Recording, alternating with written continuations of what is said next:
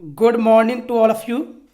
तो last video में हमने जो ग्रीन रेवोल्यूशन के इफेक्ट थे उसके बारे में पढ़ा था। Sorry, effect features. जो लास्ट वीडियो में हमने जो ग्रीन रेवोल्यूशन के मेन फीचर्स थे उसके बारे में पढ़ा था। आज की वीडियो में हम जो ग्रीन रेवोल्यूशन के main effects of green revolution उसके बारे में पढ़ेंगे। Green revolution has brought many factors on the economy of India. Bharat की आर्थिकता में जो हरी क्रांति थी उसने बहुत से जो इफेक्ट थे वो डाले थे। It has provided a new base of the economy of the country. इसने भारत को एक नया बेस दिया था आर्थिकता का। Its main factors are follows. इसके जो मेन असर हुए थे वो निम्नलिखित हैं। फर्स्ट बात करें सॉल्यूशन ऑफ फूड प्रॉब्लम। जो भोजन की समस्या थी उसका solution as a result of green revolution. तो ग्रीन रेवोल्यूशन के कारण in 1967 and 68 and in the following years, और इसके बाद आने वाली ईयर्स थे, production of crops increase rapidly. जो क्रॉप्स की फसलों की जो उत्पादकता थी, पैदावार थी, बहुत ज़्यादा बढ़ चुकी थी। The year 1967 and 68 is called the year of green revolution. इस ईयर को जो हरी क्रांति का ईयर कहा जाता है। इन दिस ईयर, इस साल, the production of food grains had increased.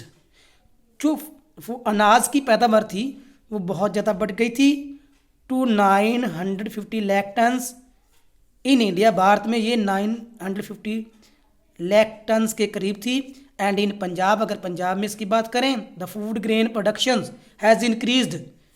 जो अनाज की उत्पादकता थी वो लगभग 119 लाख टन्स कॉन्सिक्वेंटली।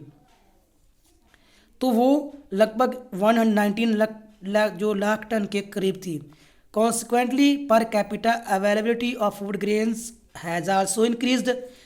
और इसके नतीजे पर जो per capita availability of food grains, एक व्यक्ति को जो औसतन अनाज की जो जरूरत थी वो भी बढ़ चुकी थी इस ग्रीन रेवोल्यूशन के कारण।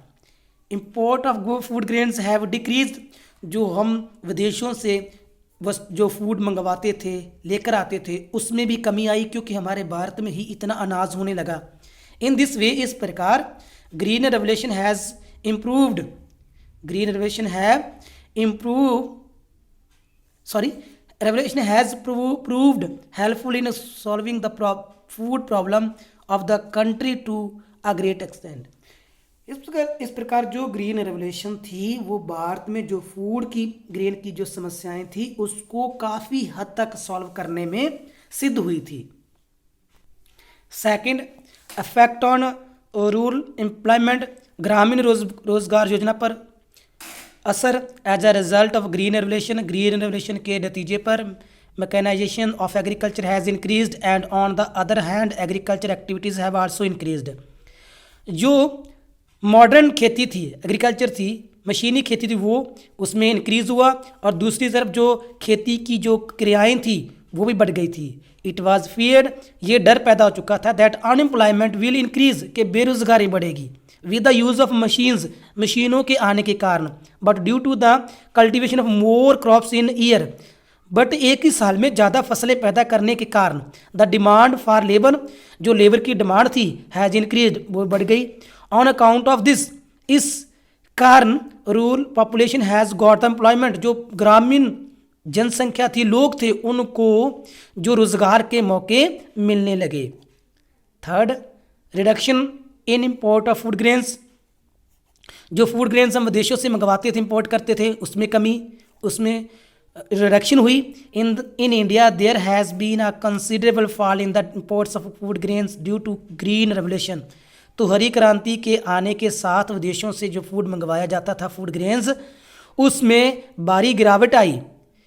क्योंकि इसकी वजह यह थी कि ग्रीन रेवोल्यूशन के आने के कारण इंडिया में ही इतना ज़्यादा फूड ग्रेन्स प्रोडक्शन, उनकी जो प्रोडक्शन थी वो होने लगी। In the words of professor Dantwala, उनके शब्दों में कहें तो green revolution has given breathing time and planners will now attend to Indian plans.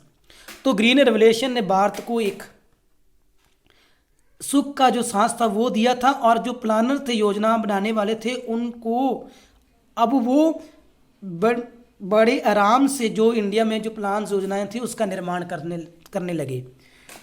Fourth, development of industries, उद्योगों का विकास हुआ। Green revolution has a favourable effect on the development of industries, तो जो उद्योगों के विकास करने में भी जो ग्रीन रेवोल्यूशन थी उस पर भी उनका असर डाला।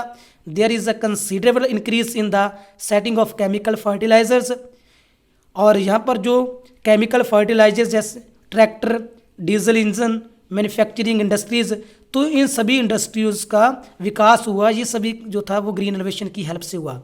इफेक्ट ऑन प्राइस, कीमतों पर असर।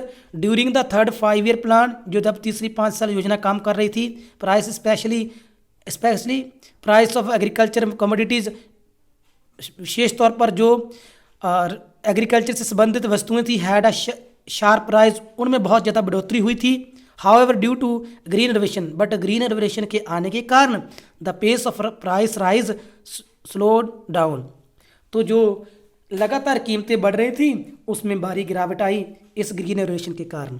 प्रॉस्पेरिटी ऑफ द फार्मर्स जो थे वो भी खुशहाल हुए।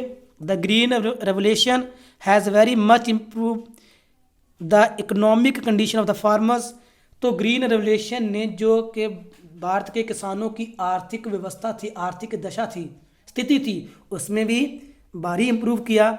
There standard of living has gone up very much then before, उनका जो रहन सहन था वो पहले से कई गुना जो था अच्छा हो चुका था इस ग्रीन रेवोल्यूशन आने के कारण। Plugging back of profits, the one good effect of the green revolution, जो एक मुख्य असर था, is that now the farmers are also induced to invest large part then income their income on the development of agriculture.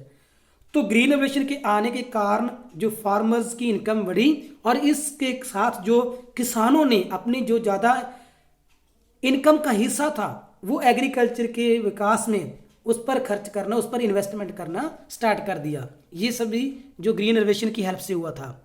Change in the thinking, तो किसान जो सोच में तब्दीली आई। Green revolution has completely revolutionised the thinking of the Indian rural people, तो इस green revolution ने पूरी तरह जो ग्रामीण लोग थे उनकी सोच को चेंज कर रख दिया। Now they are convinced that with the help of science they can change their misfortunes into fortunes. अब वो भी इस बात से कन्विंस जानू हो गए कि अगर साइंस की जो साइंस की हेल्प से, विज्ञान की हेल्प से वो अपनी जो बदकिस्मत को किस्मत में चेंज कर सकते हैं, तो इस प्रकार लोगों की जो थिंकिंग थी वो चेंज हो गई थी। इफेक्ट ऑन द कंज्यूमर्स, ग्राहकों पर असर। Poor Indians spend about 80% of their income on agriculture commodities, लगभग 80% जो अपनी आमदन का जो हिस्सा है वो जो एग्रीकल्चर वस्तुएं हैं उन पर ही खर्च करते हैं। Green revolution has helped them to balance their budget and raise their standard of living, तो ग्रीन रेवोल्यूशन ने उनके बैलेंस को, उनका बजट था उसको बैलेंस किया, और उनका जो स्टैंडर्ड था लिविंग का उसको और ऊंचा किया। इन शॉर्ट अगर हम संक्षेप में बात करें, the main am the green revolution is satisfy the hunger of hungry people, तो इसका जो मेन एम था वो भूखे लोगों की भूख को मिटाना था। And accelerate the rate of economic growth, और जो आर्थिक विकास था उसको और तेज करना था। Green revolution is heading towards this objective, और ग्रीन रेवोल्यूशन ने इस उद्देश्य को पूरा करने में हेल्प की थी। तो इस प्रकार जो ये हमारा चैप्टर था वो कंप्लीट हो चुका है। इसके जो क्वेश्चन आंसर हैं वो आपको आपके स्कूल की ऐप के थ्रू सेंड कर दिए जाएंगे। जिन बच्चों ने नहीं किए वो इसे कंप्लीट कर लेना। Thanks, have a nice day.